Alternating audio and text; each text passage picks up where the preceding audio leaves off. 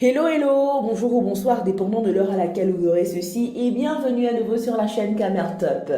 En espérant que vous vous portez bien et que vos activités se portent à merveille, aujourd'hui tenez-vous bien à parcourir le top 10 des femmes les plus influentes du Cameroun. L'influence différente de la popularité n'a rien à voir avec la grosseur du compte en banque. Il s'agit plutôt de l'aura et de l'impact laissé par la personne au sein d'une communauté.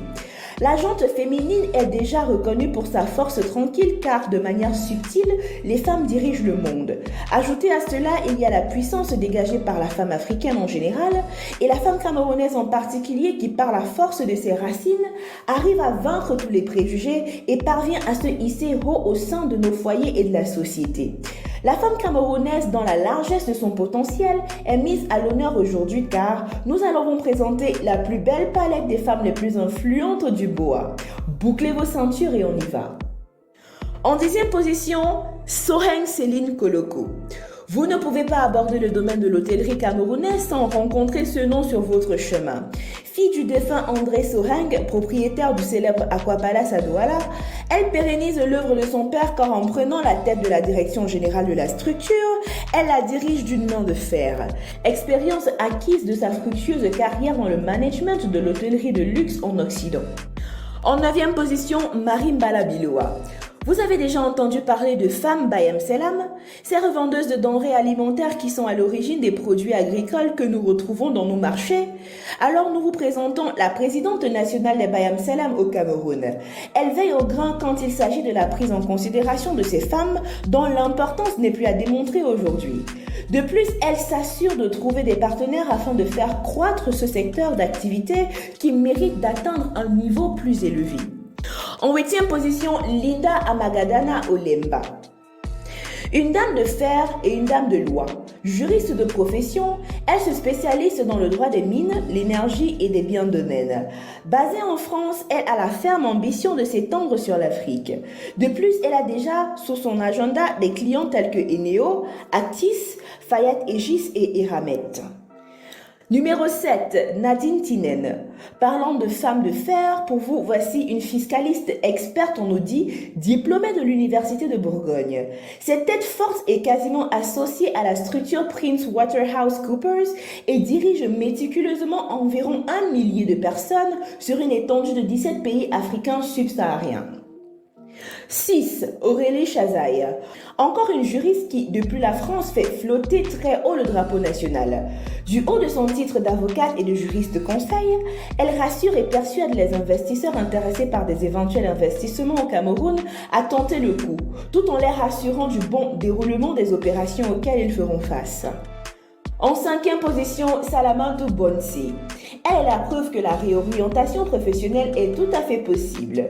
Ayant fait des études en chimie, elle excelle aujourd'hui dans le domaine de la logistique par la voie de sa structure appelée Pomme Rouge, qui a pris sous son aile l'entreprise chinoise Huawei, la Citibank et même la société d'hydrocarbures Total ayant des succursales à Douala. En 4e position, Kate Kanifotso. Elle est selon le magazine Forbes la femme la plus riche d'Afrique subsaharienne avec une fortune s'élevant à 150 milliards de francs CFA. Spécialisée dans le domaine agricole, elle est la directrice générale de la société Telcar Coco qui en même temps est négociant pour l'entreprise américaine Cargill sur le territoire. Preuve que l'agriculture porte ses fruits. En 3e position, Yao Aïssatou.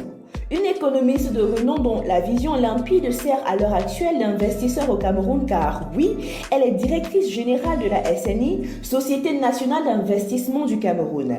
Elle dirige au total un portefeuille de 32 secteurs redistribués en secteurs primaires, secondaires et tertiaires, parmi lesquels 24 sont en marche. En 2e position, Françoise Pouéné. Elle est plus connue sous le nom de Mami Nyanga au vu de son charisme indéniable. Une femme à la carrure de mannequin et au crâne rasé qui est sa marque de fabrique, elle a su bâtir sa fortune au bout du travail acharné. Du métier de vendeuse de beignets à celui d'infirmière avant de se convertir en vendeuse de pain entre l'Afrique de l'Ouest et le Cameroun, aujourd'hui elle excelle dans le domaine de l'hôtellerie et ça lui va plutôt bien. En tête de ce classement, Chantal Biya. En tête de la liste, bien sûr, la première dame du Cameroun qui est reconnue principalement pour son grand cœur. Elle est présidente du Cercle des Amis du Cameroun qui opère des activités caritatives sur l'ensemble du territoire.